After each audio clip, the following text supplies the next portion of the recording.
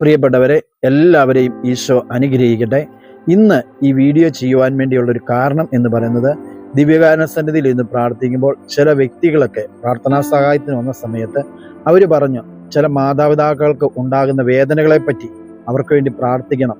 ചില വിവാഹം കഴിച്ചു വന്ന സ്ത്രീകൾ സ്വന്തം മകൻ്റെ ആ ഭർത്താവിൻ്റെ അമ്മയായിട്ട് ഉപദ്രവിക്കുന്ന ചില കാര്യങ്ങൾ പറഞ്ഞപ്പോൾ, അമ്മ നിസ്സഹായമാണ്, പ്രായം ചെന്ന വ്യക്തിയാണ്, ഒന്നും ഭക്ഷണം കൊടുക്കത്തില്ല. അമ്മ ഭക്ഷണം ഉണ്ടാക്കിയാൽ തന്നെ അമ്മയെ എങ്ങനെയെങ്കിലും ആ ഭക്ഷണം കഴിപ്പിക്കാതിരിക്കാൻ വേണ്ടി ശ്രദ്ധിക്കുക. എത്രയും പെട്ടെന്ന് തന്നെ മരിച്ചു പോകുകയാണെങ്കിൽ അപ്പം നേരത്തെ മരിച്ചതാണ്, അതുകൊണ്ട് അമ്മ പെട്ടെന്ന് മരിക്കാനുള്ള സ്വത്തുക്കളെല്ലാം പെട്ടെന്ന് എഴുതിയെടുക്കാം. അത്രയും മൃഗീയമായ രീതിയിൽ ചെയ്യുന്നവരുണ്ട്. പുറമേ കണ്ടു കഴിഞ്ഞാലോ ഒരു കുഴപ്പവുമില്ല. അല്ലെ ഭർത്താവ് വരുമ്പോഴോ ഈ ഭാര്യ നന്നായിട്ട് പെരുമാറുന്നു. പക്ഷെ ഭർത്താവ് പോയി കഴിയുമ്പോഴോ ഈ അമ്മയോട് ചെയ്യുന്നു. അമ്മ സ്നേഹനിധി ആയതുകൊണ്ട് വീട്ടിൽ കുടുംബകലഹം ഉണ്ടാകണ്ടല്ലോ എന്ന് ഓർത്തുകൊണ്ട് മറ്റാരോടും പറയാതെ രഹസ്യമായിട്ട് സഹിക്കുന്നു. ഈ കെട്ടിവന്ന സ്ത്രീ തന്നെ അവരുടെ മക്കളെ കൊണ്ട് അവരെ ഉപദ്രവിക്കുന്നു.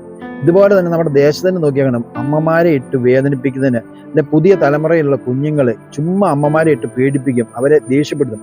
പക്ഷെ ഇന്ന് കൂട്ടുകാർക്ക് വേണ്ടി ഈ മാതാപിതാക്കളെ കണ്ണുനീര് കുടിപ്പിക്കുവാനും അല്ലെ വെറുതെ മൊബൈൽ ഫോണിൽ റീചാർജ് ചെയ്യാൻ വേണ്ടി അവരുടെ സഹനങ്ങളോ വേദനകളോ ഒന്നും മനസ്സിലാക്കാതെ അമ്മമാരെ ഇട്ട് കണ്ണുനീര് കുടിപ്പിക്കുകയാണ്.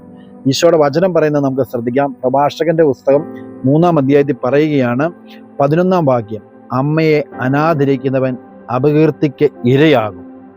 പ്രഭാഷകൻ 3:11, അമ്മയെ അനാദരിക്കുന്നവൻ അപകീർത്തിക്ക് ഇരയാകും.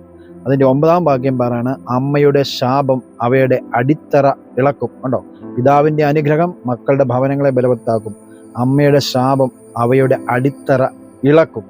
അതിൻ്റെ 3:6 പറയാണ്, കർത്താവിനെ അനുസരിക്കുന്നവൻ തൻ്റെ അമ്മയെ സന്തോഷിപ്പിക്കുന്നു. അപ്പോൾ എന്തുകൊണ്ടാണ് മാതാപിതാക്കളെ സ്നേഹിക്കാൻ പറ്റാത്തത്, മാതാപിതാക്കളെ സന്തോഷിപ്പിക്കാൻ പറ്റാത്തതാണ്? കർത്താവിനെ അനുസരിക്കുന്നവൻ, കർത്താവിൻ്റെ വഴിയെ വരുന്നവൻ, കർത്താവിനെ സ്നേഹിക്കുന്നവനെ മാതാപിതാക്കളെ സ്നേഹിക്കാനുള്ള കൃപ ലഭിക്കുള്ളൂ എന്ന് പറഞ്ഞു. ചിലവരെ നിസ്സഹായ അവസ്ഥ കൊണ്ട് അമ്മയെ സ്നേഹിക്കണം, അല്ല അമ്മയെ നോക്കണം എന്നുണ്ട്, പക്ഷെ നിസ്സഹായ അവസ്ഥ കൊണ്ട് അവർക്ക് സാധിക്കുന്നില്ല. അതല്ല ഇവിടെ ഉദ്ദേശിക്കുന്നത്. ഇത് അമ്മയെ ക്രൂരമായിട്ട് പീഡിപ്പിക്കുകയാണ്.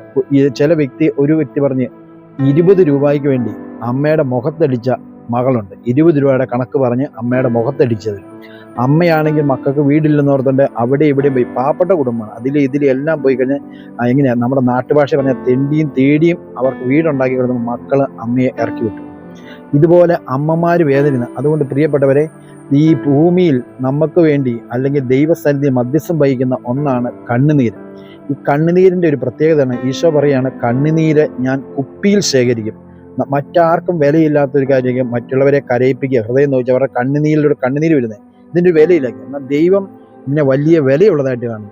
ഈ കണ്ണുനീരിൻ്റെ ഒരു പ്രത്യേകത, ഒരു മരണ വീട്ടിൽ ചെന്ന സമയത്ത് ആ ദേശത്ത് വലിയ സമ്പത്തുള്ള വ്യക്തിയാണ്, അനേകം മക്കളുമായിട്ട് പിടിപാടുണ്ട്, ദേശത്ത് രാഷ്ട്രീയക്കാരുണ്ട്, ഒത്തിരി പേരുണ്ട്. പക്ഷേ പെട്ടെന്ന് മകൻ മരിച്ചുപോയി. പക്ഷേ ഇത്രയും പിടിപാടുണ്ട്, പൈസ ഉണ്ട്, ആൾബലമുണ്ട്, പക്ഷേ ഒന്നും ചെയ്യാൻ സാധിക്കുന്നില്ല. ഈ മകൻ്റെ ബോഡിക്കരിയിൽ നിന്ന് ഈ വ്യക്തി കരയുകയാണ്. കണ്ടോ, അപ്പോൾ ഈ വ്യക്തിക്ക് പണമുണ്ട്, ആൾബലമുണ്ട്, എല്ലാം ഉണ്ട്. പക്ഷേ മകൻ പെട്ടെന്ന് മരിച്ചു കഴിഞ്ഞപ്പോൾ ഈ വ്യക്തി നിസ്സഹായാവസ്ഥയെ, ഒന്നും ചെയ്യാൻ പറ്റില്ല, ആർക്കും ഈ വ്യക്തിയെ സഹായിക്കുന്നു. അപ്പോൾ ആ വ്യക്തി ആ മകൻ്റെ ശരീരത്തിൻ്റെ അടുത്ത് മുന്നിൽ നിന്ന് കരയുക, കണ്ണുനീര് വരിക. അപ്പോൾ ഈ കണ്ണുനീര് ഒഴുകുന്നതിൻ്റെ അടയാളം എന്താണ്? ഏറ്റവും നിസ്സഹായകനായി. അതാ ഈശോയുടെ സന്നിധി നമ്മൾ കരഞ്ഞാൽ എനിക്കൊന്നും ചെയ്യുവാൻ കഴിവില്ല കർത്താവേ എന്നുള്ളതാണ് ഈ കണ്ണുനീരിൻ്റെ പ്രാർത്ഥന.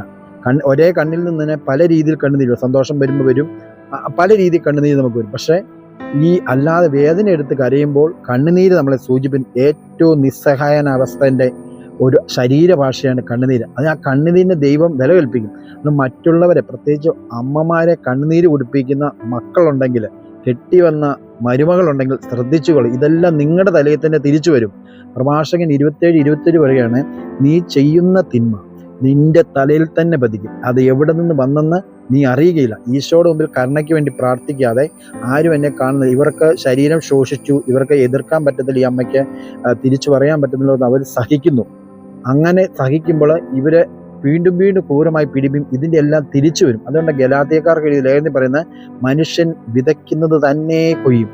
ദൈവത്തെ കബളിപ്പിക്കാനാവുകയില്ല. മനുഷ്യൻ വിതയ്ക്കുന്നതിന് അവൻ്റെ പ്രവൃത്തിക്കനുസരിച്ച് അവന് പ്രതിഫലം കിട്ടുമെന്നാണ് വചനം പറയുന്നത്. അതുകൊണ്ട് പ്രിയപ്പെട്ടവരെ, മറ്റുള്ളവരെ കണ്ണുനീര് നമ്മൾ കുടിച്ചാൽ, മനഃപൂർവ്വം ചതിച്ചാൽ, അവർ ക്രൂരമായിട്ട് പീഡിപ്പിച്ചാൽ ഇതെല്ലാം തിരിച്ചു വരും. അതുകൊണ്ട് ഓർക്കുക, മാതാപിതാക്കളെ കണ്ണുനീര് കുടിക്കുന്നവർ ശ്രദ്ധിക്കുക. ഇതെല്ലാം ഒരു സമയത്ത് നമുക്ക് തിരിച്ചു വരും. അത് ദൈവം തരുന്നതല്ല, ഈ കൽപ്പന ലംഘിക്കുമ്പോൾ തന്നെയുണ്ട്. അതുകൊണ്ടാണ് ഈ 10 പ്രമാണത്തിൽ വാഗ്ദാനത്തോടു കൂടിയ ഒരു പ്രമാണം എന്ന് പറയുന്നത്. മോശയ്ക്ക് കൊടുക്കുമ്പോൾ പറയുന്നതാണ്, നീ മാതാപിതാക്കളെ ബഹുമാനിക്കുക, സ്നേഹിക്കുക, ഈ ഭൂമിയിൽ ദീർഘകാലം ജീവിച്ചിരിക്കുവാൻ. കണ്ടോ, വാഗ്ദാനത്തോടു കൂടിയുള്ള കൽപ്പനയാണ്. അതുകൊണ്ട് പ്രത്യേകിച്ച് മാതാപിതാക്കളെ കണ്ണുനീര് ഒഴിക്കുന്ന മക്കളുണ്ടെങ്കിൽ ശ്രദ്ധിക്കുക, ദൈവസന്നിധിയിൽ കരുണയ്ക്ക് വേണ്ടി പ്രാർത്ഥിക്കുക. ഇല്ലെങ്കിൽ ഇതെല്ലാം തിരിച്ച് ഒരു സമയത്ത് നിങ്ങളുടെ മക്കൾ വഴിയോ നിങ്ങൾ വഴിയോ വരും. അതുകൊണ്ട് പ്രത്യേകം ശ്രദ്ധിക്കുക. ഇത് ഹൃദയത്തിന്റെ വേദനയിൽ നിന്നാണ് പറയുന്നത്. അനേകം മക്കൾ പ്രാർത്ഥിക്കാൻ പറയുമ്പോൾ അമ്മമാരെ കണ്ണുനീരൊഴി അവർ സഹിക്കുന്നത് കേട്ടപ്പോൾ ഇതിനെക്കുറിച്ചൊരു വീഡിയോ ചെയ്യണമെന്ന് തോന്നി. അതുകൊണ്ട് ശ്രദ്ധിക്കുക. ഈശോ നിങ്ങളെ താക്കീത് ചെയ്യുന്നു. അത് ഞാനായാലും നിങ്ങളായാലും ശ്രദ്ധിക്കുക. ഈശോയുടെ പരിശുദ്ധ നാമം മഹത്വപ്പെടട്ടെ. ആമേൻ.